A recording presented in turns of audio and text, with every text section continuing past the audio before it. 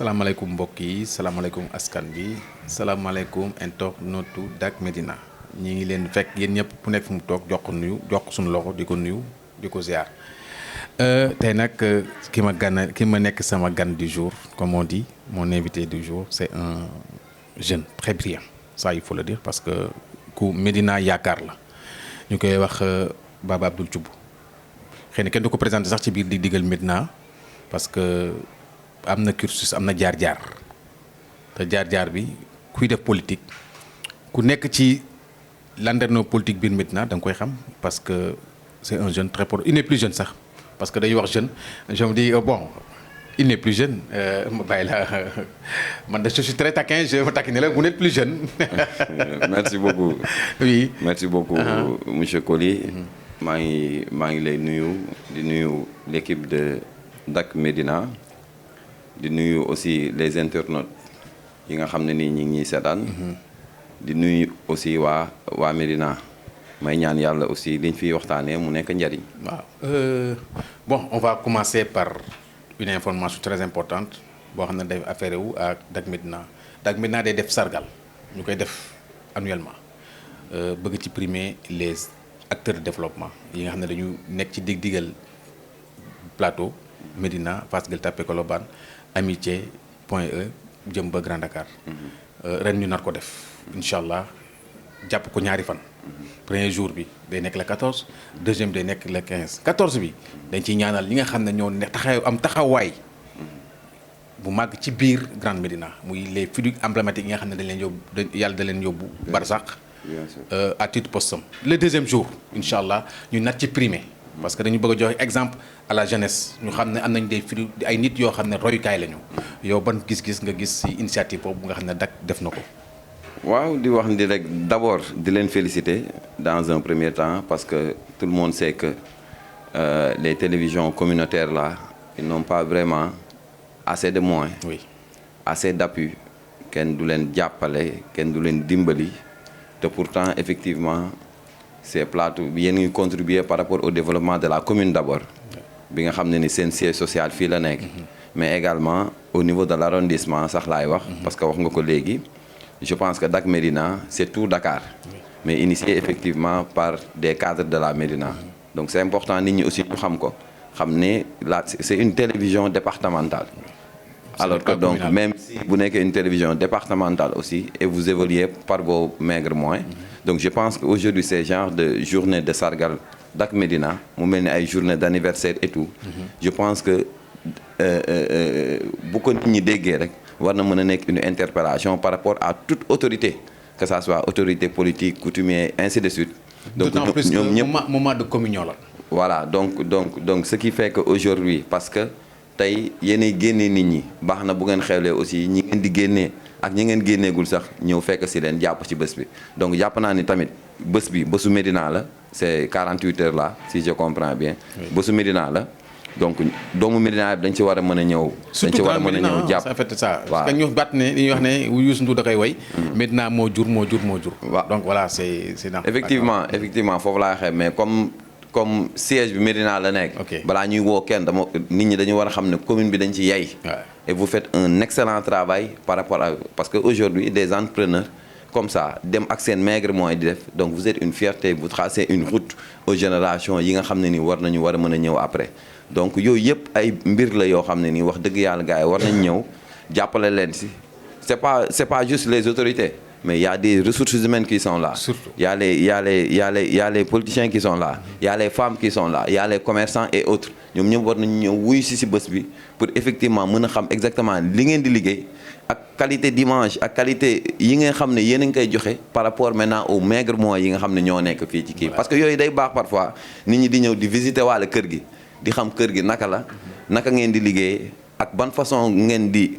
adopté seen mbir ba mën a génnee yenn émissions yi wala yenn qualité image yi ba ñëpp di ci bénéficier wu donc bésu ñëpp la en tout cas man Baba Thioub en tant que conseiller municipal sama bés la et je lance un appel d'abord à monsieur le maire Bamba Fall en tant que conseiller ainsi que le bureau municipal ñëpp et à tous les conseillers municipaux ñu ñëw xam ne sargal bi sunu sargal la sunu fierté la et waa Ndakaaru yëpp aussi ñu leen ciy woo pour ci bés boobu nga xam ne yéen a ngi koy bëgg a def. Merci. Bon, on va commencer par l'actualité, une actualité brûlante, muy actualité politique. Nan nga gisee sortie médiatique gu ñaari sortie médiatique gu ki nga xam ne mooy le président de la République Macky Sall bi mu wax les cas de Casamance ak bi nga xam ne wax na ko par rapport ak Jeune Afrique mooy interview bi mu def Jeune Afrique ñu dem dañuy wax c'est ñenn ñi dañuy wax ce sont des sorties malencontreuses. Yow ban appréciation nga gis def ci loolu. waaw non je pense que fan yi moom depuis presque 48 heures président nekk na hors du jour dans les médias. Oui. Mais boo xoolee toutes ces déclarations à partir de Fatick sax laay commencé man avant Jeune Afrique avant également defe naa Fatick fa la waxee. affaire cadre Casamance et tout. Et je pense que comme il dit donc dama am ay remarques yu ma ci def. Première remarque mooy tout le monde sait que aujourd'hui le président a beaucoup fait dans ce pays. Maintenant depuis presque 2012 ba léegi mi ngi liggéey il fait quand même des efforts donte yëpp dajul. Mais wala dañuy wax daan daju suuf. Voilà, mais quand même mi ngi def na ay efforts loolu il faut le reconnaître. Maintenant ces efforts là baax na aujourd'hui tey ñi nga xam ne ni dañu jóg en l'occurrence l'opposition di ci xëpp suuf di nasaxal xelu nit ñi muy rappeler effectivement ces lieutenants ne leen que taxawaay am na mais taxawaay bi na ngeen ko gën a taxaw pour wane li ma def. Parce que aujourd'hui tey et c'est vrai il a raison aussi parce que defe naa ni président li mu fi def au niveau international sax ñoo ko gën a xam apparemment ñi nga xam ne ni ñoo ne ci dëkk bi. La faute à qui? Et chose qui n'est pas normale. La faute à qui? xam nga tey Coly gis nga réew mi dafa toll foo xam ne ni aujourd'hui politique da nga koy def baa nga bàyyee ko mais mënoo def politique di am les privilèges de l'État du Sénégal nga ne doo génn doo défendre doo wax doo def dara. xanaa boo mënul défendre sax sur le plan politique paradoxe lay doon. non boo mënul défendre sur le plan politique. nga génn wane wax argumenté teg ko fu leer ci réalisation yi nga xam ne président def na ko au moins lui il lui reste quelques mois mu mën a am une satisfaction parce que quand même quoi que l'on puisse dire il mérite des félicitations parce que président Macky Sall aujourd'hui yóbbu na réew mi foo xam ne nii wax dëgg ñun si sunu gis-gis wax dëgg yóbbu na ko foo xam ne nii wax dëgg yàlla xalaatuñ ko woon avant muy jël nguur gi en 2012. li ngay wax ni est-ce que du day rappeler parce que je pense que gis naa le 7 mars yaa ngi wax ne Macky Sall doit revoir le comportement de ses pseudo responsables de base qui ne s'assument jamais politiquement courage honnêteté da nga doon wax loolu. waaw non Coly le 7 mars. Coly li nga wax le 7 mars laa ko doon wax. voilà te le 7 mars avant événement mars yi la. c'est ce que je dis. voilà non c'est-à-dire jusqu'à aujourd'hui ñun ay xale lañu. mais am nañu une lecture politique. parce que ba may wax loolu dama sentiroon que ni. les gens wax dëgg yàlla le président ne mérite pas ça. le président boobu président wéet na.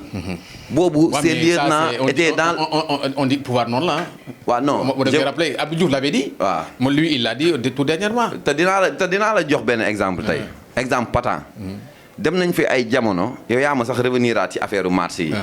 ñu jël sama photo man jël ko affiché ko ci internet bi ne man maay boole booy Médina yi pour ñu leen di jàpp police. te loolu dara amu ci xam nga loolu lan moo koy def ku ci nekk tey. ni nga def yow ba mën a gis sama publication bi ma def mois de mars. ñeneen nan la ñuy def xool yow ban taxawaay nga am ci commune pour jéem la déstabiliser. C'était tout simplement ça. Et c'est comme ça que ça se passe. Alors que ñun aujourd'hui si on parle de la jeunesse tout le monde sait que c'est le fer de lance. bi nga xam ne ni ñoom ñoo war a taxaw xeex wane mouiller le maillot sur le terrain. Et je pense que ba may wax lii je pense li ma jàppoon jamono jooju mooy kilifa yi wala boog en tout cas ñi nga xam ne ni. bon je veux dire les privilèges de l'État. dañu war a génn défendre le président et montrer ses réalisations. ñoo doon indexé proprement en ce moment-là. non man nag parfois samay publication day demee noonu. man damay wax wala ki se sent mort ba sa mouche lay doon. non c'est-à-dire aujourd'hui man damay wax dans le général. ok parce que je pense que ñun suñu engagement politique ci président Macky Sall dafa am ci benn jëmm bu ko yàlla jaarale. muy jëmmu Cheikh Ahmed Tidiane Ba. le président Cheikh Ahmed Tidiane Ba. moo ñu ko jaay. ñu bëgg ko mais aujourd'hui mën nañ ne gënuñu ko bëgg. parce que gis nañ vraiment li nga xam ne mi ngi koy def ci réew mi. n'est-ce pas mais man samay publication su may wax je parle dans le général. je parle de tout le monde. li nga xam ne ni président wax dëgg yàlla mérité na ko quoi. maintenant pour venir au cadre Casamance. comme vous venez de le dire je pense que nit ñi aussi ñoo commencé di stigmatiser rek. mais président wax dëgg yàlla tuddul turu kenn. comprendre. Mais bu gisee ni aujourd'hui parce que y a plusieurs organisations. Mais il a sorti un mot qui peut choquer. waaw non je veux dire. C'est un mot qui est grossier quelque part même. waaw non je veux dire. est-ce que loolu aussi en tant que kii suprême loolu mënu ko woon bañ a. Koli xam nga politique dafa yéeme. oui te je pense que le président est le plus informé de ce pays. oui. du dëgg. oui c'est ce qu'on dit. Le président a beaucoup aidé des gens du pouvoir. Également des gens de l'opposition. Il était dans son rôle. Ah non xaaral rek ma ñëw Oui. parce que am na yoo xam ne ni c'est pas une obligation di ko def non parce qu'il est président non c'est-à-dire aujourd'hui le président a tracé une politique la politique de la nation. Oui. wax ne dëkk bi nii lay demee ak nii loolu nag pour ñëpp la. Oui. Mais président aujourd'hui parfois il donne des privilèges à des gens yoo xam ne nii aujourd'hui bu privilèges yooyu ñëwatul dañ lay xalab dañ lay sànni xeer. Ce sont des merchanteurs. waaw ce que vous voulez dire. non boobu yaa fa yegg mais. non je demande parce que c'est-à-dire caricaturons. non c'est-à-dire moi je parle chantage là. non moi je parle par rapport maintenant à mon degré d'information. Ok. ak yi nga xam ne nii moom laa xam ñu informer ko ma xam nga ne lii c'est fiable vous avez vu un peu. Donc ce qui fait que aujourd'hui donc président loolu la doon wax parce que y a plusieurs organisations ñi bu ñu jugee ne société civile ñi bu ñu jugee ne organisation angam ñeene organisation nangam ñeene organisation nangam te boo ko xoolee c'est des organisations loo xam ne c'est une ou deux personnes. Ça tourne autour de quelques personnes. Voilà c'est une ou deux personnes. Maintenant aujourd'hui il fallait avoir le courage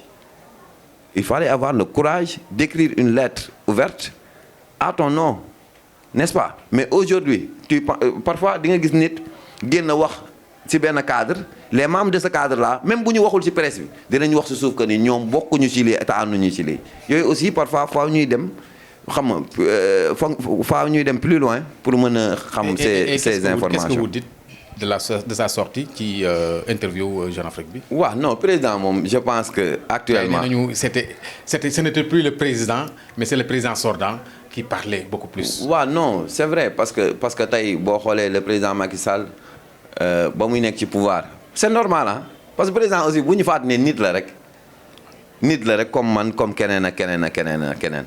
comprendre il était beaucoup plus émotif. donc te moom li mu wax xëy na am na fu mu ko teg parfois aussi dañ koy nangul donte il est le président dañ koy nangul ses points de vue nangul ko sa position n'est-ce pas parce que moom li mu xam xëy na ñun xamuñu ko. Seulement il n'aime pas n'importe qui il ne doit pas n'importe quoi. Il ne doit pas dire n'importe quoi il ne doit pas dire n'importe quoi. Non le président n'a jamais dit du n'importe quoi. Non je n'ai pas dit qu'il a dit. Je dis c'est pour dire que c'est pas une personne ordinaire. waaw mais ce qui fait que warul wax comme une personne ordinaire. non loolu la xam sax moo tax réew mi toll fii tey xam ne moom du personne ordinaire moo tax coow li bari ba léegi nii. c'est un sachant. waaw. ok bon ñu génn foofu. nga jaar parce que avant ngay politique quand même yaa ngi woon ci doon amoon nga ay jaar sur le plan ay activités citoyennes yoo doon def mën nga ñu ci revenir tuuti. waaw je pense que loolu brièvement en résumé je pense que Baba Thioub comme ni nga ko waxee doomu Médina la n'est-ce pas juddoo penc bu ñuy wax Mbakana waaw Mbakana mu doon penc boo xam ne xëy na nit ñi xamuñu ko bu baax mu bokk ci juróom benn penc yi nga xam ne ñoo nekk au niveau de la Médina donc voilà ñu jug gis ne penc mi wax dëgg yàlla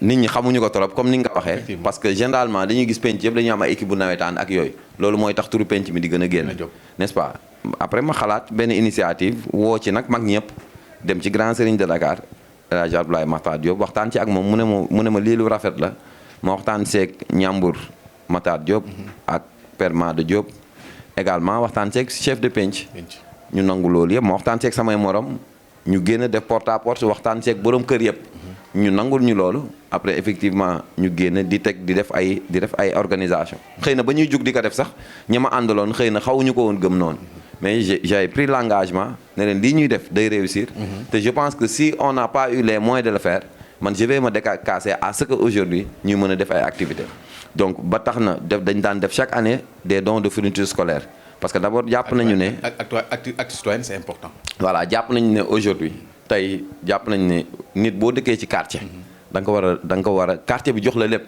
da nga war a redevable quartier boobu noonu da nga war a delloo te je pense que loolu mettiwul ci loolu lañ nekkoon vraiment di wut ay moyens n'est-ce pas di ñëw di ci def aussi ñun suñu dërëm ak suñu ñaar dërëm di ñëw pour rehausser un peu l'image du quartier mais aussi dimbali ñi nga xam ne nii ñoom ñun ñoo dëkk glissement politique bi lay laajte lan moo nan la ñëwee. waaw glissement politique bi man dama koy wax tout le temps man ba ma depuis école primaire. voilà donc ñun dañu gis juddu ci politique parce que defe naa ne aujourd'hui buñ la laajee kuy sa maam nga ne Alaaji bu Fay Wàdd ñu laaj la kuy sa maam nga ne maire Mati Wàdd ñu laaj la kuy sa maam nga ne maire Thiaba Gueye Diagne.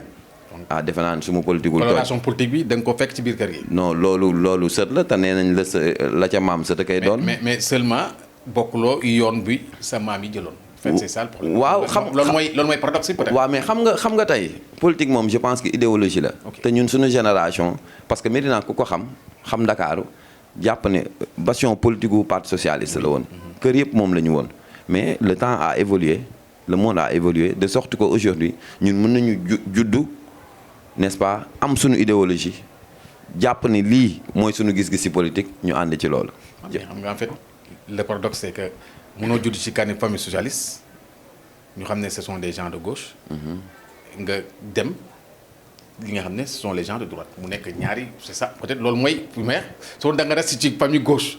ça ne fera ça du émouvoir nit. mais li nga dem ci famille droite moo tax mu xaw a jaaxal. waaw non moom laa lay wax c'est-à-dire man li ma jàpp sax li ñuy wax gauche droite. droite idéologie gëmatul. non c'est-à-dire li ñuy wax gauche droite parti social non droite affaire yooyu parce que y a ce qu'on appelle le libéralisme social. oui ça existe ñun loolu la ñu fekkee ñu koy def. parce que ñun jamono Ablaye Wade la ñu fekkee quoi que l'on puisse dire ak lu mën a am si lañ am âge de voter si lañ mën a def lépp comprendre te Ablaye Wade je pense que maanaam li mu doon def si social rek c'était autre chose au-delà de sa politique était beaucoup plus social waaw moo tax loolu mën nañu ko tuddee libéralisme social wala social libéralisme noo ko mën a tuddee baax na donc c'est pour dire justement que mbir mi dafa am fu mu toll foo xam ne nii je pense que maam ñi lañ daan politiquer lu ci ëpp kóllëre lañ daan xool jege lañ doon xool. voilà donc ñoom dañ daan dund en communauté. ba pare aujourd'hui barewul woon opposition yu mel nii. ñu fekkee lu bari aussi. fekkee Senghor léegi jox Abdou Diouf. et je pense que ñoom ñu fekkee Abdou Diouf nag bu baax a baax di ci dem. et je pense que loolu ñun fekk nañu fi mais aussi on a aussi le droit quand même màgg xool gis war a mën a am aussi benn taxawaay wala jël position. c'est ça la démocratie. waaw ñu koy rappeler pour une démocratie mi ngi commencé ci kër yi. waaw muy génn ci mbedd mi absolument c'est important seen kër loolu marque de démocratie la foofu. ñu revenir un peu ci fan yi dafa am ay coow bu la topp. man. waaw ñu ne yëgu ma ko de. Thioub dem na ci Mame Boye Diao. yëgu ma ko de gars yi ko dañ la loolu la ñu wax. on avait dit que Thioub dafa dem ci Mame Boye Diao. dañ ko débauché yóbbu ko foofu. qu'est-ce qu'il en est réellement. waaw xam nga Coly comme ni ñu koy waxee léegi. wax naa la ko. mais nee naa la en fait ñun dafa am kilifa bu ñu àndal. di ànd ak liggéey di ànd ak moom di liggéey ci biir Médina. muy le président Cheikh Ahmed Tidiane Ba. tey boo nee Thioub wax dëgg yàlla ñëpp moom lañ nga xamee. n'est-ce pas. sa nom dafa collé wu ak moom. dafa collé wu ak moom. vous avez vu un peu. oui mais nit ñi li ñuy wax sax ñu ci bari ñoom ñoo ma ko yëgal. ci liñ doon wax par rapport ay. non lan nga tuddee dem. ah nee nañu mais tu sais y a pas y a dem amul ñaar. benn rek la. mooy lan dem. jógee fii. fekki keneen ki. jógee dañ wax ne. da nga fekki candidat bi nga xam ne mooy Mame Boye Diao. nar a ànd ak moom ci élection yi ñëw. loolu lañ doon wax. élection présidentielle. est-ce que c'est effectif ou pas. en tout cas suscité woon nañ ko. moo tax ma laaj la qu'est-ce qu'il en est réellement. voilà loolu sax ce serait une belle occasion quand même ma leeral foofu lu bëree bëri. xam nga ñun dañu dëkk Médina. mais xam nañ ne sur le plan politique aujourd'hui quand même wala bokk ci këru politique bi ma bokk man. ah Coly foofu je vais partir de l'un des généraux. loolu ci këru politique bu ma nekk. li tax nit ñi. maintenant xaaral ma ñëw. am na ñu dem xaaral ma dem te jaar ci non xaaral ma ñëw man su ma demoon. oui je pense que li may wax chaque jour man doo ma woo yow di ma invité pour laaj ma ko. man maa lay woo ne la ñëwal. toogal fii laa ne. parce que am naa courage politique booy Médina laa tamit. effectivement te sama fit yaatu na peeru yaatu boo xam ne nii. wax dëgg yàlla bu ñu waree am position. dañuy am position ba mu mat sëkk. politique courage la. voilà duñ ci daw dara. vous avez vu un peu maintenant am na loo xam ne mënul ñàkk mooy effectivement di nga toog nit woo la waaye diw man la diw nii ak nii dama bëgg nga ñëw jàppale ma dama bëgg nga def nii dama bëgg nga def nii. vous avez vu un peu et puis li nit ñi xamul li ñi xamul ma connaissance avec Mame Boye Diao ce n'est pas aujourd'hui. ok mais c'était wax yi. du woon sax dañ la débauché. c'est-à-dire dafa am ñu la doon dragué jël la yóbbu la. waaw non am na ñu ma doon am na loolu mënul ñàkk. et Mame Boye on a discuté longuement wax naa ko sama xalaat moom it wax na ma xalaatam. vous comprenez un peu. Oui. Donc tey nit ñi li ñu bëgg a def man politiquement man sentiment yóbbuwuma ci politique. conviction. Voilà comprendre nga. Ok. Parce que aujourd'hui il y a deux choses et c'est très important soit nit da lay dugal ci mbir nga ànd ak moom ci loolu. ok am na ñoo xam ne aujourd'hui si sunu kër ñun muy la CATB. bu le président Cheikh bàyyoon politique ñu bàyyi. am na il y en a. am na vous avez vu un peu. am na ñoo xam ne c'est il l'accompagne comme ça. mais ñun. damay fàttali ne avant ñuy dugg biir CATB on a été quand même des acteurs politiques. mës na am fi ñu bokk avant ñuy ñëw biir CATB.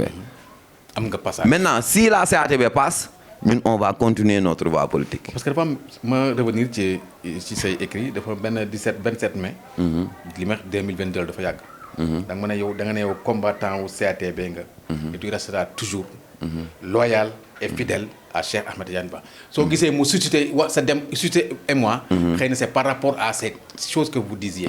kañ la woon loolu. vous l'avez dit le 27 mai 2022. 2022 dans vos écrits. c'est pour donc pour wane xëy na loolu mooy tax. suñ nee dem nga. day jaaxal ni est-ce que même cubbu la. waaw foofu dinaa la indil ay précisions. oui xam nga tey ñun je pense que li ma bindoon noonu. taxawaay boobu ñu amoon moom la ñu am ba léegi. ok taxawaay boobu ñu amoon pour ne dañuy accompagner le président Cheikh Ahmed Tidiane Ba wala dañuy ànd ci ginnaawam. loolu la ñu am ba léegi. mais gis nga Coly dinaa la xamal ñaar tey gis nga parfois nga jur sa doom ci kër yar ko sax parfois mu fàq 2 jours doo ko gis. mu échappé la. waaw parce que mere na paa bi mere na mère bi mere na jànk bi wala dóor nañ ko wala def lañ ko nii. je te vois mais. je parle pas en métaphore xam nga man j'ai le courage de mes idées. Ouais, mais parce que. Maintenant aujourd'hui. Avoir le courage de vos idées. Me revenir à vos écrits. Ouais. Vous avez dit il faut être soit consciente. Soit conscient de ta valeur. Et trouve le courage de quitter la table. Lorsque le respect n'y est plus. xam nga man samay. parce que est-ce que tu te sentais à l'étroit. voilà li ngay wax nii. tu te sentais à l'étroit c'est ça. li ngay wax nii nga lire ko mu nekk sama page Facebook. oui man moom laa lay wax. waay moo tax ma ne la. gis nga ñun li ñu toppee le président Cheikh Ahmed Tidiane Ba nekkul yaakaar la ñu amoon ci moom. parce que je rappelle que yaakaar la ñu amoon. waaw dafa yàq. non moom fa laay ñëw nii. ok donc non fa laay ñëw xaaral non je rappelle que. ok ba ñuy am yaakaar ci moom. ok c'était pour l'intérêt exclusif de la Médina. ok man Bamba laa xam pendant des années. oui avant Cheikh ba di ñëw sax ci politique. te pourtant man ba ma ñëwee cheminer ak sa waa kër. non te pourtant ba ma ñëwee. ànduma ak Bamba. pourtant gars yi doon nañ la jiñ de am na lu ñu la jiñ sax yaa ak Bamba. après ba léegi nii on va revenir. allons-y. non man kon sonn naa de. non man kon sonn naa trop. non je dis que. xaaral nag ma wax la benn mbir. parce que d'abord ma tëj chapitre bi. ñuy wax par rapport ak Mame Boye. quand même c'est une personne nit ku baax la. vous avez vu un peu. xëy na am na ñoo xam ne nii ñemewuñu wax ci micro homme politique bee ku baax la. parce que dañu toog à un tel niveau boo xam ne nii aujourd'hui dafa am mbir bu am xam nga mooy lan mooy le président Cheikh Ahmed Tidiane Ba buñ ko toppee woon ngir dara wala pour ngir intérêt. wala pour leneen xëy na tey du ñu ànd ak moom ba léegi. ok honnêtement xëy na du ñu ànd ak moom parce que man yàlla dimbali na ma génn naa gis naa am na ay autorités dans ce pays yoo xam ne samay xarit lañu. ñun xam nañu lu bari comprendre mais ñu jàpp ne aujourd'hui aussi nit koo xam ne la jàpp nañu man dama jàpp ne nekkatul sax ay affaire engagement politique sama diggante ak moom dama jàpp ne diggante waajur la ak doom parce que loolu rek man moo ma dese fii du leneen. et je précise encore ne la est-ce que xam nga tey man su ma waree dem fenn sur le plan politique teg sama tànk bi xam nga ci télé laay wax. moom dina ko yëg. lépp lu ma waaj aussi pour def ko dinaa ko wax. ok maintenant ñëpp xam nañ ne politique nag xëccoo la. boo nekkee sa kër parfois ñu xëcc ñee jàpp fee man du ma toog c'est-à-dire aujourd'hui moom il a sa stratégie man j'ai ma stratégie politique. man su ma yëngoo tuuti rek ñu ne DG sa booy bi xam naa ko mais xam naa ko parce que tamit wax dëgg bañ ko dalee def yàggul mais am na tuuti luñ ci xam te ki ñu àndal aussi xam nañ ko. bon ñenn ñi sax dañuy wax ne loolu moom ay nit yu biir nekk biir CATB la ne da ngaa meroon. non maire bi mooy dañ la destitué da nga am ay pouvoir yoo fa yoroon ñu nangu ko sa loxo est-ce que loolu la c'est pas ça. Coly damay wax sama benn xarit. Kapi waaw Malick Ndoye dama nga naan parfois xam nga li neex yàlla xam nga mooy lan. dëggantaan kase. waaw dëgg da koy mujj. wax dëgg Cheikh Ba bu nee imam. bu dee imam ci kër gi ñu bokk. ñun boo ñu deful bilaal nodd bi du neex de. ok. est-ce que dégg nga li ma wax. waaw dama ne bu dee imam moom ñun boo ñu deful bilaal ma ne nodd bi du neex. ça montre que vous êtes une personne incontournable. non loolu moom xam nga tamit am na yoo xam ne. c'est la coule de source. non am na yoo xam ne du xool yow yéen presse ngeen yor. waaw média ngeen yor. waaw di yow yaa ngi fi. waaw mais yow ñi mës a génn dans la structure du mouvement génn di défendre le président Cheikh Ahmed Tidiane Ba mu gënee tàng nag laa wax de mais da nga leen di compter. koy gis man li ma def sorti ci biir mouvement bi amul militant bu ko def sorti amul responsable bu ko def sorti te ba muy te kaay ma wax la de ba effectivement ba combat bi di metti ci biir Médina la ñu assumer. moo tax nga doon wax. donc pour dire justement koo xam ne amul poste dans le mouvement mënoo ko destituer man aw ma poste si biir CATB. ok dañ ne yëngatu jeunes yi. yëngatu parce que pratiquement jeunes yi yaa doon seen fer de lance. kan man waaw à un moment donné li nga xam ne da nga ko yoroon ci jeune gars yi neen dootoo jeune léegi paa nga. donc ko jox ko keneen bokk na yi la merlu.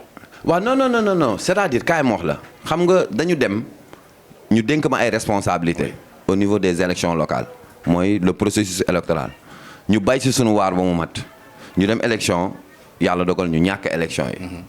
après débat yi bari parce que nit aussi boo jëlee responsabilité après commentaire dina am. vous comprenez un peu. loolu mënul ñàkk. te dama jàpp ne ñun bay nañ si sunu waar ba mu mat sëkk. xëy na après sunu borom moo nanguwul. du dëgg beneen bi ci topp au-delà de ça man mosuma am benn poste comme ñu ne Babou Thioub mooy secrétaire général mouvement bi. wala mooy responsable voilà maintenant léegi après ma am chance ñu investir ma sur les listes électorales. c'est pourquoi. astafurlah sur la liste de Benno Bokk Yaakaar à la Médina. nga nekk conseil municipal. ma nekk conseil municipal. ñu pare ci loolu. élu non. je suis un élu. voilà léegi ma pare ci loolu. ñu ne dañuy teg la fédération des jeunes. Cheikh Ba mu ne dafay boole toutes les forces jeunes yi nga xam ne ni ñoo nekk en son sein créer la fédération parce que bëri woon na ay groupe de jeunes yoo xam ne c'était un peu éparpillé mooy dina leen boole mu nekk une fédération boo xam ne dinañ mën a doxal ay activités de jeunesse. léegi ba ñu ñëwee ci loolu bon dans un premier temps ñu ñëw taxaw comme man am na lu ma yoroon ma xam ko nag bu baax. xam lu bëri. donc mu ñëw ñu nangu ko si yow. non man maa taxaw devant tout le monde. ne leen man du fait que je suis un conseil municipal. vraiment jongante bi bàyyi naa ko ak yéen. télé laay wax devant Cheikh Ba après sax moom xawoon naka jaaxal tax mu ne mais lan moo tax nga génn ci lii ma ne ko déedéet dama nekk ak samay morom am ñu ma fi fekk vous avez eu la confiance de jël man def ma investir ma si liste bi. loo xam ne peut-être yeneen jeunes yi amuñu chance boobu donc man je me limite à ça mën naa jàppee feneen mais n'empêche aujourd'hui am na ci yoo xam ne ku ciy yëngu ci wàllu maintenant wala bokk sama kër bi ma bokk di nga ma laaj dinaa la wax. wala su ma gisee du ma xaar nga laaj ma dinaa la wax sama xalaat. donc destitution ak Cheikh Ba dafa nangu lii ci moom wala yooyu wax dëgg yàlla yooyu amu ci. bon loolu la ñu ni wax. booba yow dégg nga li ma dégg nga loolu quand même. non man nag am na yu bëri yoo xam ne du ma ko dégg. dañuy wax na sax dem na ba ay moment biir CATB. da nga nekk à l'étroit parce que ñu ni wóolatuñ la dañ jaar ak parce que sa proximité bi nga am ak ki nga xam ne mooy Bamba Fall il est arrivé. voilà donc pour ma ñëw foofu pour une transition. xam nga ñàkk xam politique. ak ñàkk xam-xam weesuwul nga ne non cubb dafa am proximité ak Bamba Fall moo tax Cheikh Ba mere ko ñàkk xam mënul weesu loolu. je vais te faire une révélation aujourd'hui. gars yi sax na wax pour plus loin nee nañ sax yaa yóbbu Cheikh Ba ci Bamba Fall. bokk na ci li gën gars yi gën. je vais te faire une révélation dama ne. oui. ñun dañuy réfléchir. di analyser froidement. réel politique. ci politique. c'est important. Bamba ba ñu demee local yàlla may ko ndam mu pare rejoindre le président donc politiquement mi ngi si sunu camp mais ku wàññiwul da nga yokk. Oui. Moi je fais partie des premiers yu woo le président Cheikh Ahmed Tidiane Ba ma ne ko la politique ne rime pas avec le sentiment. C'est le réel politique. te ñun yàlla dafa dogal dañu am benn nattu bi ñu am xam nga mooy lan. mooy politique ñu ñun ci ay sentiment la ñu nekk ay kee dóor na kee yaa ma saagoon démb loolu du politique politique dafa weesu loolu. Ok. Quelles que soient les circonstances quelle que soit la situation lii dëgg aujourd'hui moom ni mu bëggee ñu topp ko ma ne ko dañu topp la décision du chef. Donc qui est c'est la situation exceptionnelle. qui est mesure exceptionnelle. qui est effectivement moom loolu la ñu digal. président Cheikh Ahmed Tidiane Ba si moom la ñu jàkkee nee na président Macky Sall bu nee weex na mu ne tàll bu nee ñuul na mu ne kooku c'est la décision du président. Donc vous avez appliqué la règle du chef. Effectivement donc loolu ngay def sur toute la ligne léegi nag man ci bu xëy na parfois liñ may wax yu bëri ci bu gauche ci bu droite ci bu yële. parce que moi j'ai le sens de l'anticipation.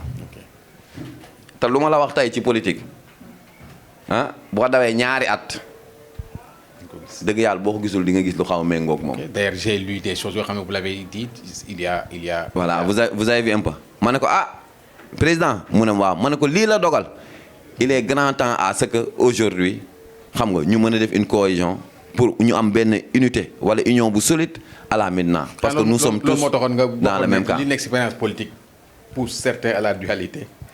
C'est le temps du président. Unissons nos forces. mais looloy dëgg looloy dëgg man bañuma ku ma saaga ci yaa ànd ak diw. monsieur le maire encore une fois ba ñu ñëwee ñu bokk le conseil municipal vous avez vu un peu ñu ñëw dem bokk le conseil municipal moom ci boppam ci jëmi boppam. je le prends au mot xam nga lu mu wax dafa ne non fii nañu liggéey pour l'intérêt exclusif de la Médina. des conseil municipal war am coloration. loolu la wax maintenant. c'est important man aussi que politique ne rime pas man ñi naan bul taxaw ak kee wala bul wax ak kee man ci bu bokkuma ci. je pèse bien mes mots man li nga xam ne moo am sama diggante ak le président Cheikh Ba mooy respect considération mais sama engagement ak sama loyauté loolu à la Médina fii nit du gis s'il s'agit d'un combat d'une bataille politique à la Médina wax dëgg yàlla tant que DG wala Cheikh Ba mi ngi fi di wut ci wetam la ñuy nekk di ko jàppale loolu moom du mës a deñ parce que gis nga ñu ci bari ñuy wax naa ko benn jour dans une réunion ma ne leen lu bari li ngeen di wax DG xëy na nettali moo metti mais xam na ko ba toog ci. vous comprenez un peu parce que par signe de loyauté du ma def leneen loo xam ne ni yëgu ko moom est-ce comprendre mais nag bu defee le sourd man ma def le fou. Ok, merci. Politique laay def. Merci, c'est important. Comment vous jugez ce que Adous a fait par rapport ak demam par rapport ak. non grand nag yaa ngi may. grand par rapport ak caabi jàmm. waaw non grand yaa ngi may dugal foo xam ne nag mooy loolu. parce que c'est grand la xam naa. waaw non c'est-à-dire gars yi sax dañuy wax ne moom moo débouché woon dama doon bañ a. non ñoom kaay ma wax la benn mbir nag foofu. une remarque non kaay ma wax la. moom dañ ko accusé de tous les péchés d'Israël ci camp seen camp nee nañu moom moo ñëw débauché ñin ñëpp yóbbu leen foofu. non kaay ma wax moi je dis pas. waaw léegi nag dinaa la wax lii dëgg. est-ce que xam nga ni Adous il fait partie des premiers yoo xam ne ñoo rejoindre Mame Boye Diao. oui je sais. est-ce que xam nga ni nit ñemewul man laa wax de bu fekkee ni Médina fii nit jugee na fi woo ma di wax waxu Mame Boye Diao loolu musul am. ok honnêtement. est-ce que comprendre li ma la. d'accord musul am nit parce que jàpp nañu ne ni ma mel ak le président Cheikh Ahmed Tidiane Ba wax ko sax seen ay wax yu yàqu la. dafay nekk problème. waaw ok. le président Cheikh Ba foofu pour terminer. parfois on a vu aujourd'hui ces jeunes toog génn dal wax ne non vraiment président nii défendre ko. dañ ko war a nommer ministre dañ ko war a def ni dañu war a yokk dooleem ce qui est vrai aussi. seulement le ministre n'est pas une fin en soi. voilà comprends nga li ma wax. waaw léegi nag politique tey dina am période boo xam ne boo fa am na benn période boo xam ne. gis nga boo sàgganee wala nga yaafuus grand non pare nga dañ lay suul rek denc la. bari na fi CATB ñu fi doon tudd de. politique courage. mais dem nañ ba benn période boo xam ne xamatuñ fu ñu ne kenn déggatu leen man dinaa seetaan loolu. gannaaw man may booy Médina. donc la constance dëkk fii xam li may wax.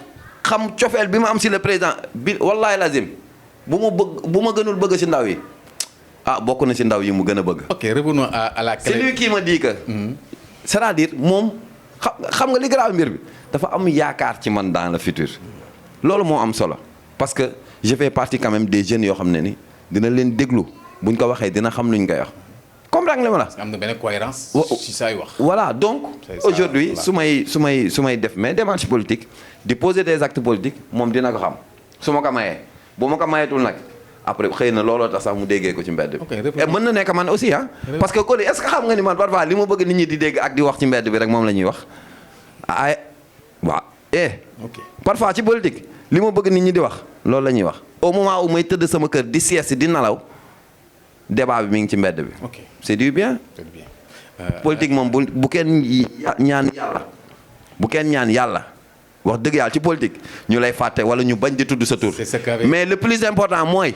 bul am luñ la tiiñalee wala ñu indi la preuve ne la yaa def lii. on parle du bien quand on parle de toi en bien comme tu avais dit parce que Ablaye Wade avait bien théorisé ça mu ne en politique que ce soit en bien ou en mal nañ la wax parce que bu ñu la oublier parce que politique. coow la il faut que ñu lay coow mais revenons à la clé bi nga xam ne sa grand bi moo ko jël. waaw non xam nga grand bi sama grand la sama xarit la. aussi c'est quelqu'un que je respecte beaucoup. Adama dëgg yàlla dañuy partager lu bëree bare. j'ai vu que bon da nga koy def parce que instant maa ngi fàttaliku en 2002 yaa ngi wax ne instant boobu ñi ko doon défendre Macky Sall néew nañu. mais da nga gis ne moo doon sorti yaa ngi ko doon encouragé. non jàmbaar la si coalition mais yaa ngi ko doon kii daal. non jàmbaar la grand bi wax dëgg yàlla. quoi que l'on puisse dire il n'a jamais été PCA ni DG ni ministre. Voilà. Mais il a toujours mouillé le maillot pour le Benno Bokk Yaakaar parce que aussi dëgg rek moo neex yàlla. vous avez vu un peu. bi gars yi di teerewu. voilà moom mi ngi dem ci plateau yi di défendre le président. warul tax mu jël kële jàmbur tamit. non man loolu wax dëgg yàlla je préfère ne pas en parler. parce que à la télévision mais woo naa ko téléphone wax naa ko li ma xalaat ci mbir bi. te moom aussi expliqué na ma li tax mu demee noonu. non loolu moom wax dëgg yàlla xaw ma ci dara man. non moo ko jël wala jëlu ko. non mais moo taxaw ñoom ñoo taxaw publiquement ne ko jël. waaw mais après bul fàtte ne moom ba mu waxee loolu après le camp beneen camp bi taxaw nañ def démenti. dégg naa ne leen sunu clé nekkul ci moom clé baa ngi nii donc foofu amatul débat. mais moo taxaw publiquement wax ko. waaw non xam nga il paraît sax xam na ay des velléités yoo xam ne gars yi am na muy day dem tribunal. waaw non loolu moom wax dëgg yàlla. alors boo jëlee yore caabi jàmbur jox ko caabi jàmbur tamit maam mooy kay boo bàyyi boo tàggoog nit kay jox bàyyi koy bagage am du noonu. en tout cas. alors ñu ngi lay woo fii nga ñëw wax li xew ci caabi bi. non mais dina ñëw. voilà la clé laay. dina ñëw yaa ko jël ñu xam bu dee jëloo ko ñu xam et puis là les maintenant ont besoin de savoir. ce qu'il en est passé invitation en direct la da ngay ñëw fi nga wax caabi ji les clés là la clé mi nga xam ne moom la parrainage waa ji yor Mame Boye Diao 2024 bu fekkee ne yaa ko jël. delloo ko su dee jëloo ko nga taxaw li mën naa jëloo ko mais gars yi daal bëgg nañu xam te yaa mën a génn pour leeral ko voilà donc yow nan nga gisee déjà cet acte là su fekkee ne il avère moom moo ko jël. waaw non xam nga. si avère non supposition la. non xam nga grand. est-ce que c'est élégant non xam nga grand comme yaa ngi koy woo xam naa dina ñëw. voilà bu ñëwee nga poser que les questions yi nga xam ne nii c'est lié à ça moom dina répondre parce que loolu man maîtriser wu ma ko ni nga ko seetaanee yow noonu laa ko seetaanee. J'ai eu une appréciation de la chose j'ai fait une analyse je l'ai appelé au téléphone. ne ko grand kat nii laa gisee nii lu tax nga defee nii ak nii. gars yi nee nañ ma pratiquement temps bi jeex na parce que dafa gaaw on n'a pas senti le temps passer mais mënuma dem te duma ñëw ci nga xam ne y a des partis politiques. nan nga gisee actuellement le coup de maître bi nga xam ne xëy na moom la ko ñeneen tuddee. bi waa PASTEF def. coup de maître mooy lan. indi. parrainage defal parrainage nga xam ne mooy Bassirou Diomaye Faye alors que au moment où dañ doon wax ci bopp ñi gëm ko ñoo amuñu plan B amuñu plan C amuñu plan Z. plan A rek la ñu am. waaw xam nga. Pastef personnage bi venir. non Pastef li may lay wax rek Pastef moom xam nga ni bokkul. Bassirou Diomaye Pastef amatul. waaw non dama ne. ça on le reconnaît. Pastef amatul dama ne. waay ex Pastef. waaw amatul. Diomaye n'est pas le candidat de Pastef. il est le candidat il est candidat. comme tout citoyen sénégalais ayant requis am âge requis pour être citoyen sénégalais ayant l'âge requis pour être candidat. waaw mais léegi. rien ne l'interdit. waaw non xaaral léegi. rien ne le lui interdit. waaw xaaral ma wax la benn mbir. Oui, vas-y. xam nga tey si vous me dites que Diomaye n'est pas le candidat de l'ex-Pastef. Oui. candidat wu lan la. ba bu ko neexee mu nekk indépendant. non Diomaye mënul. non mënul nekk un candidat indépendant. su ko neexee. des partis yu kii candidature am. rien ne l'interdit. mais aussi là le lui permet. waaw non c'est-à-dire aujourd'hui yegsee guñ sax loi. vous savez pourquoi. Oui. parce que tey je pense que la désignation de Diomaye. Oui. c'est une pression politique. Ok. c'est une stratégie man ni ma ko jàngatee boo xam ne c'est une pression politique. Une bonne stratégie donc. Cette pression politique revient également à une victimisation. Oui. C'est de bonne guerre, hein. waaw man noonu laa ko jàngatee. C'est la politique. pour effectivement les juridictions internationales ne non comme léegi tëj nañ kii institut mais ça va cela ne va pas passer. Vous savez pourquoi. Oui. Déjà bon vous allez convenir avec moi que Diomaye ne peut pas être un candidat indépendant. On est d'accord. Non, du candidat parce que pour être un candidat indépendant. il va falloir effectivement. je sais que c'est-à-dire amul kon. bàyyi say militantisme pendant presque un an. voilà lenn mën na am. voilà ay partis légalement constitués. waaw non jàpp naa ni loolu.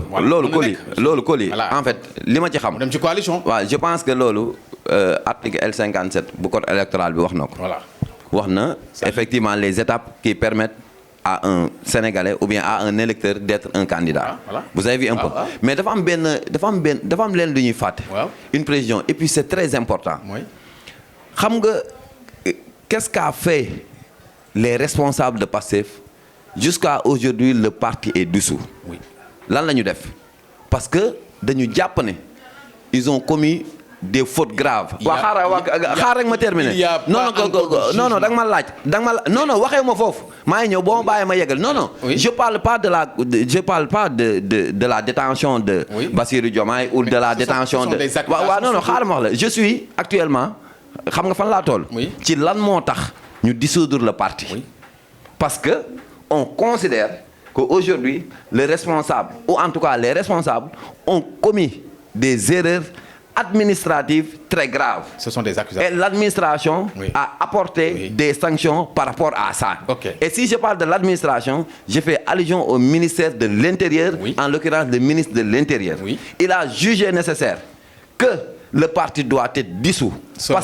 Parce que un parti politique, c'est une association. Effectivement. Alors qu'aujourd'hui, une association, c'est une personne morale. Oui. Maintenant les déclarants responsables. Oui. bu fekkee ni tey dañu commettre des erreurs. yoo xam ne ni association war nañ ko dissoudre wala parti bi mën nañ ko dissoudre. xam nga lan moo parce que je pense que foofu dafa am vide bu garaaw. Vide juridique. ñi ngi wax ba léegi ci L57. waaw ci code électoral. waaw. mais bu ñu fàtte aussi que parfois bu ñu fàtte que ni sanction administrative dafa dal ci kawam ba sanction administrative dalee ci kawam lan la ñu def dañu dem saisir. Le cours de la CEDEAO. Oui. Le cours de la CEDEAO mu ne état du Sénégal. moo am dëgg ci kaw li nga xam ne nii ñoom def nañ ko ba ñu dissoudre seen parti. C'est le parti. Donc amatuñu voie de recours. moi je ne parle plus du parti. waaw xaaral ma wax la. Voilà. xaaral dama lay wax benn affaire bu ndaw. Oui. ñun ñëpp ay acteurs nawetaan lañ. Waaw. exemple bu garaaw laa lay wax. Waaw. nawetaan yow boo amee sa ASC yaa ngi may dégg. Waaw. équipe bi ñuy joué match. ñu aj équipe bi. Coly est-ce que xam nga ne bu ñu ajee équipe bi yow sax aj nañ la.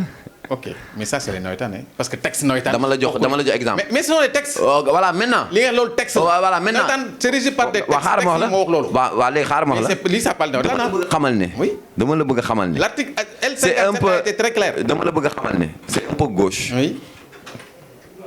de dissoudre un parti. les déclarants responsables de ce parti. waaw.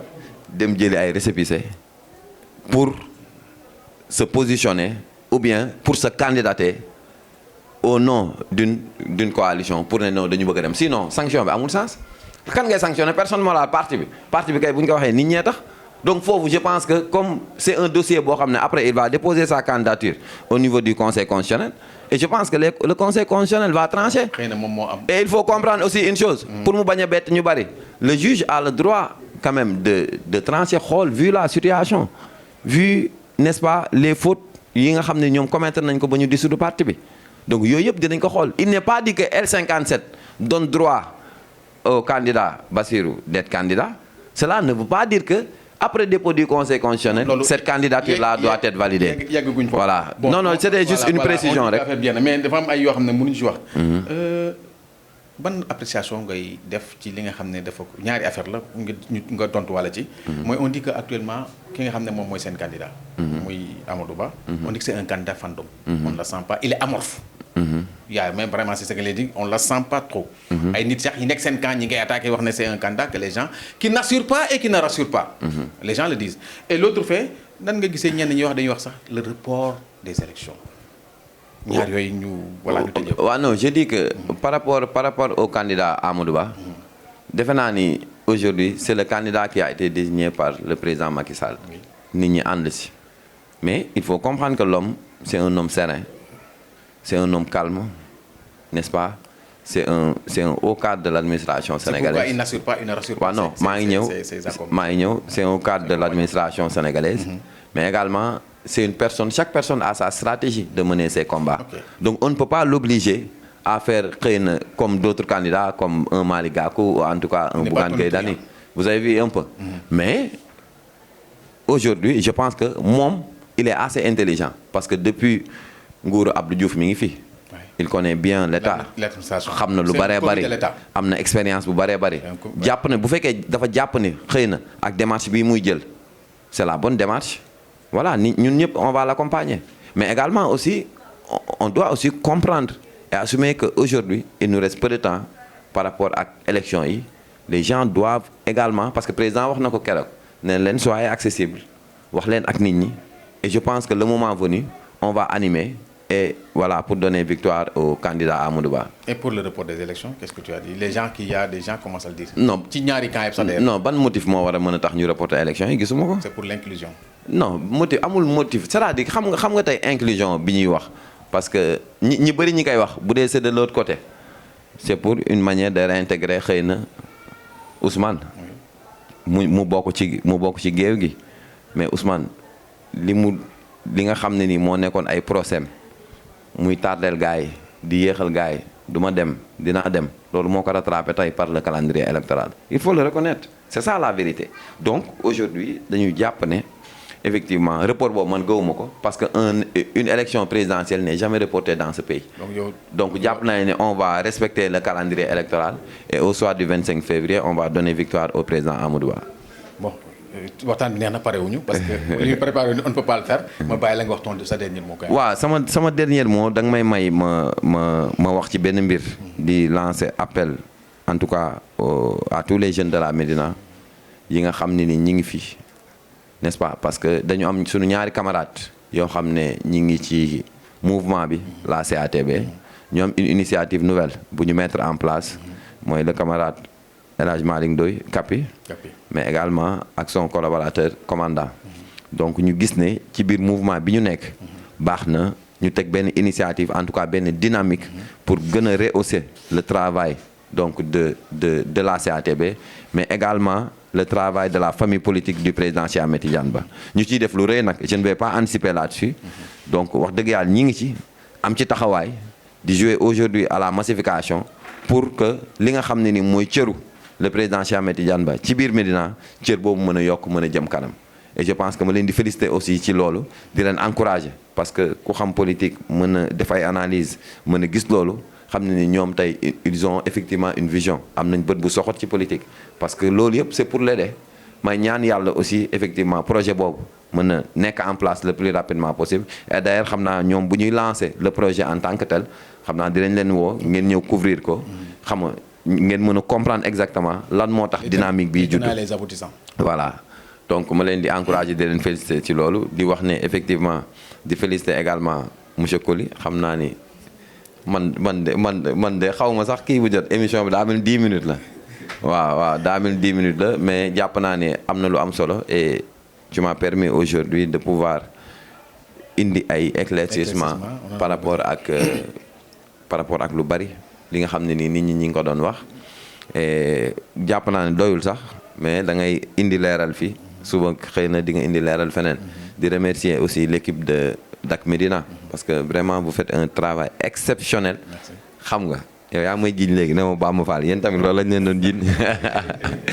vous avez vu donc pour dire bon c'est pour taquiner pour dire tout simplement que wax dëgg yàlla yéen a ngi def liggéey bu am solo parce que ku xool fii ak li ngeen di génnee ci télé bi dafa wute donc président donc moo xam aujourd'hui le président Cheikh Ba moo xam monsieur le maire Bamba Fall moo xam également le ministre Seydou Gueye ak tous les responsables ak ñëpp ñu ci mën nañu ñëw jàppale leen parce que nag jot na dañ leen war a jàppale waxuma jàppalantu nga organiser sa sargal ñu ñëw jox la soutien loolu mënul jàppale n'est-ce pas ou bien aujourd'hui ñu mettre leen en rapport ak effectivement les institutions de l'État ñoo xam ne ñu mën ci ñëw jàpp parce que je considère que aujourd'hui li ngeen teg nii c'est de l'entrepreneuriat et je pense que comme le président a fait appel à un accompagnement n'est-ce pas donc des jeunes ou bien des entreprises des petites et moyennes entreprises et autres donc je pense que loolu war ngeen ci am wàll te ñoom war nañ ci war a mën a am taxawaay bu am solo quoi donc loolu laa leen di ñaanal en tout cas ñoom ñu gën ci jàpp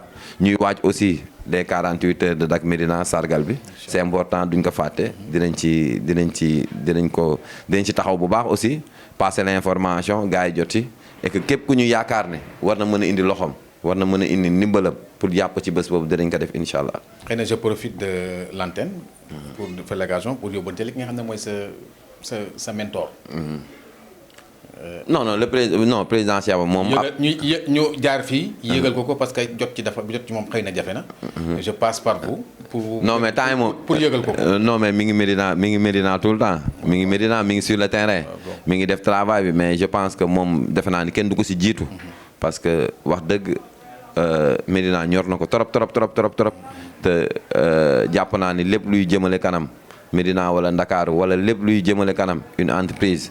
wala en tout cas ay jeunes wala ay mag yoo xam ne ñu ngi entreprendre mbir dina ci dugal loxoom ba mu jeex loolu moom xam naa ne duñ ci am yaakaar n'est-ce pas loolu moom xam naa ne dinañ ci am yaakaar bu baax a baax waaw loolu laa ne woon dinaa ko tëjee di la remercier encore une fois monsieur Coly yow tamit parce que yow moom vraiment tàmm nga gars yi bu ñëwee fii da nga leen di booster mais quand même émission bi jàpp naa ni wax ji am na solo. c'est important nit ñi am na luñ ci mën a jële mbokk yi lii la ñu andile woon ak ki nga xam ne mooy sama vraiment invité pour wax ne maintenant dafa am ay doomam yu am dayoo kii ko déglu xam ne c'est du jeune lu may wax ne bon voilà parce que jeune moom Sénégal dafa xaw a métti la ñuy yóbbu ba 45 ans mais c'est important c'est faire la promotion de ceux qui sont. man awma 35 ans à la Médina. man awma 35 ans c'est juste taquiner que am nañu ay doom qui sont très valables.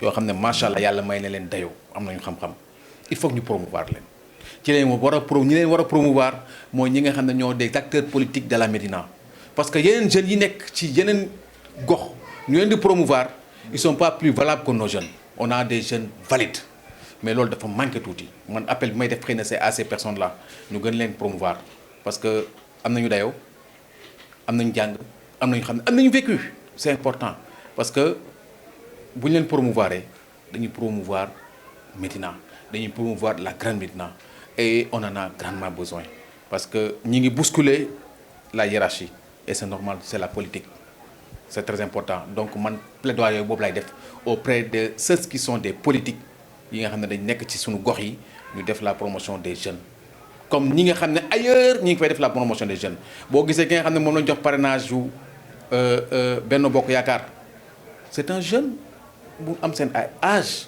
ñu jox ko responsabilité boobu te gënuñu valable suñu jeunes yi donc loolu tamit c'est important plaidoyer boobu daal vraiment je tenais à le faire c'est normal mi ngi may sànni xeer ne ma dañ doon wax ne ñun ñooy presse Bamba Fall c'est normal on nous accuse tout le monde am na ñenn ñu ne presse Bamba Fall ay ñi presse Cheikh Ba lañ am na ñuy naan presse Seydou Gueye lañu am na ñu naan sax am na ay nit yu ko créé waaye Dak Médina moom ni koy Alaaji Maguette Seydou dañu tëdd njaaxaanaay c'est bien quand on nous accuse chacun cela montre que nous sommes impartials et c'est le plus important parce que ñun quand même nous sommes suñu credo c'est être au service des Médinois service exclusif de la communauté parce que c'est une télé communautaire on peut dire des choses qui peuvent fâcher mais dañu jàpp ne waxuñu ko pour merloo dañ ko wax pour susciter dañ ko wax pour booster dañ ko wax pour éclaircir loolu rek xëy na loolu laay wax tëjee ko li leen jox rendez-vous prochainement ak beneen invité wasalaam. Dak Médina.